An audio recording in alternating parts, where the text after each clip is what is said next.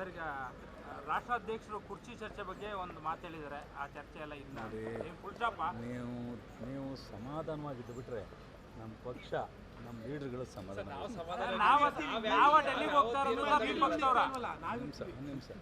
ಒಂದು ನಿಮಿಷ ನಾನು ಹೇಳ್ತೀನಿ, ಬೇಜಾರು ಮಾಡ್ಕೋಬೇಡಿ.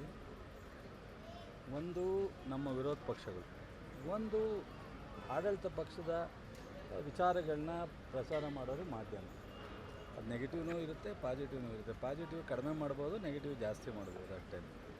ಇವತ್ತು ನಮಗೆ ಮುಖ್ಯವಾಗಿ ಜನರ ಇರ್ತಕ್ಕಂಥ ಎದುರುಗಡೆ ಸವಾಲುಗಳ ಮುಖ್ಯನೇ ವಿನ ನಮ್ಮ ಇಂಟರ್ನಲ್ ಎಲ್ಲ ಪಾರ್ಟಿಲಿ, ಬಿ ಜೆ ಪಿಲಿ ಇಲ್ವಾ, ಸಣ್ಣ ಪಕ್ಷ JDS ಅಲ್ಲಿ ಇಲ್ವಾ, ಕಾಂಗ್ರೆಸ್ನಲ್ಲಿ ಇಲ್ವಾ.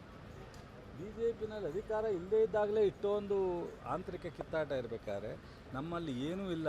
ಬೆಳಗ್ಗೆ ಎದ್ದರೆ ಹೆಗಲ ಮೇಲೆ ಕೈ ಹಾಕೊಂಡು ಸಿದ್ದರಾಮಯ್ಯವರು DK ಅವರು ಚೆನ್ನಾಗಿ ಹೋಗ್ತಾರೆ.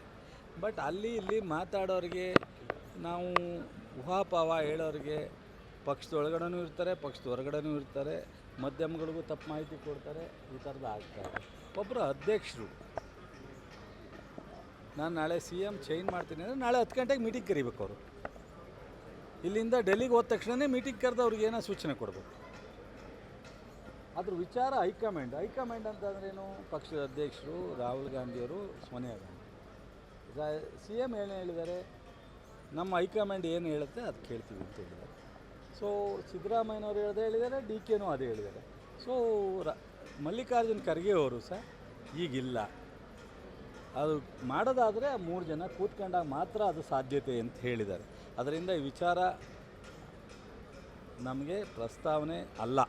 ಇದು ನಮ್ಮ ಪಕ್ಷದ ಇಂಟರ್ನಲ್ಲಿ ಇರ್ತಕ್ಕಂಥ ವಿಚಾರ. ಪಕ್ಷದಲ್ಲಿ ತೀರ್ಮಾನ ಮಾಡ್ತಾರೆ.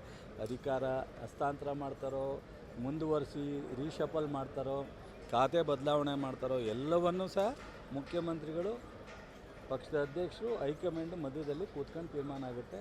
ಅದರ ಅವಶ್ಯಕತೆ ಏನಿಲ್ಲ. ಇವತ್ತು ಕೃಷಿ ಸಚಿವನಾಗಿ ನೀವು ಹೇಳಿದ್ರಲ್ಲ, ಫಸ್ಟು ಮುಂಗಾರು ಮಳೆ ಆದರೆ ಅವರಿಗೆ ಬಿತ್ತನೆ, ಗೊಬ್ಬರ, ಔಷಧಿ ಕೊಟ್ಟು ಜನರಿಗೆ ಬೆಳೆಯೋಕ್ಕೆ ಏನು ಬೇಕೋ ಅನುಕೂಲ ಮಾಡಲಿಕ್ಕೆ ನಿಮ್ಮಿಂದ ನನಗೆ ಸಹಕಾರ ಇರಲಿ. ನೀವು ಅದ್ರ ಬಗ್ಗೆ ನನ್ನನ್ನು ಕಾನ್ಸಂಟ್ರೇಟ್ ಮಾಡಲಿಕ್ಕೆ. ಡೆಲ್ಲಿಗೆ ಪದೇ ಹೋಗಿರ್ತೀರಿ? ಯಾವಾಗ ಸರ್, ಡೆಲ್ಲಿಗೆ ನನ್ನ ಇಲಾಖೆ ಕೆಲಸ ಇರುತ್ತೆ, ಪಕ್ಷದ ನಾಯಕರನ್ನ ಭೇಟಿ ಮಾಡೋದಿರುತ್ತೆ, ಹೋಗ್ತಿರ್ತೀವಿ. ಸೊ ನನಗಂತೂ ಅನೇಕ ಹಿರಿಯ ಮಂತ್ರಿಗಳು ಹೇಳಿದ್ದಾರೆ, ನಮ್ಮಲ್ಲಿ ಒಂದು ಹೈಕಮಾಂಡ್ ಪಕ್ಷ, ನಾವು ಯಾರಿಂದನೂ ಈ ಚಟುವಟಿಕೆ ನಿಲ್ಲಲ್ಲ, ನಡೆಯಲ್ಲ. ಇದೇನಿದ್ರೂ AICC 4 ಜನ ಏನಿದ್ದಾರೆ, ಒಂದು ಸೋನಿಯಾ ಗಾಂಧಿ ಮೇಡಮ್, ರಾಹುಲ್ ಗಾಂಧಿ, ಪಕ್ಷದ ಅಧ್ಯಕ್ಷರು ವೇಣುಗೋಪಾಲ್ ಸುರ್ಜೇವಾಲಾ, ಅವ್ರು 5 ಜನ ಕೂತ್ಕೊಂಡು ಇವರಿಬ್ಬರನ್ನ ಕರೆಸಿ ತೀರ್ಮಾನ ಮಾಡೋದೇ ವಿನ ನಾನು ಎಷ್ಟೇ ಹೇಳಿಕೆ ಕೊಡೋದ್ರಿಂದ ಪ್ರಯೋಜನ. ಅದೆಲ್ಲ ಪಕ್ಷದಲ್ಲಿ ತೀರ್ಮಾನ ಮಾಡ್ತಾರೆ ಬಿಡುಗರು. ಅದ್ರ ಬಗ್ಗೆ ಅವಶ್ಯಕತೆ ಇಲ್ಲ. ಈಗ ಏನಾಗಿದೆ ಏನ್ಬಿಟ್ಟಿದೆ ಅಂತ ನಾನು ಮೀಡಿಯಾದ ಮುಂದೆ ಚರ್ಚೆ ಮಾಡೋವಂಥ ಅವಶ್ಯಕತೆ ಇದೆಯಾ? ಅದು ಬೇಕಾ? ನಿಮಗೂ ಬೇಕಿಲ್ಲ, ನನಗೂ ಬೇಕಿಲ್ಲ. ಸೊ ಈಗ ನನಗೆ ಹೌದು ಅದಕ್ಕೆ ಹೇಳೋದು, ಇಬ್ಬರಿಗೂ ಡ್ಯಾಮೇಜ್ ಆಗಬಾರ್ದು, ಪಕ್ಷಕ್ಕೂ ಡ್ಯಾಮೇಜ್ ಆಗಬಾರ್ದು, ಸರ್ಕಾರಕ್ಕೂ ಡ್ಯಾಮೇಜ್ ಆಗಬಾರ್ದು. ಅನಾವಶ್ಯಕವಾಗಿ ನಾನೇನಾದ್ರು ಪತ್ರಿಕೆಯಲ್ಲಿ ಹೇಳಿಕೆ ಕೊಟ್ಟರೆ ಅದನ್ನು ನೀವು ಬೇಗ ಇಲ್ಲಿಂದ ನನ್ನ ಕಾರು ಕೂತ್ಕೊಳ್ಳೋದಕ್ಕೆ ಚಾಲನೆ ಆಗುತ್ತೆ. ಅದರಿಂದ ಪ್ರಯೋಜನ ಏನಾಗುತ್ತೆ?